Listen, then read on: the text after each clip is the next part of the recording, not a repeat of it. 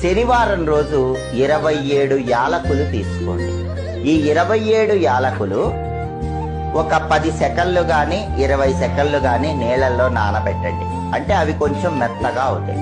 ఆ తర్వాత ఒక దారం తీసుకోండి. ఆ దారానికి తడి పసుపు రాయండి. అప్పుడు అది పసుపు దారం అవుతుంది.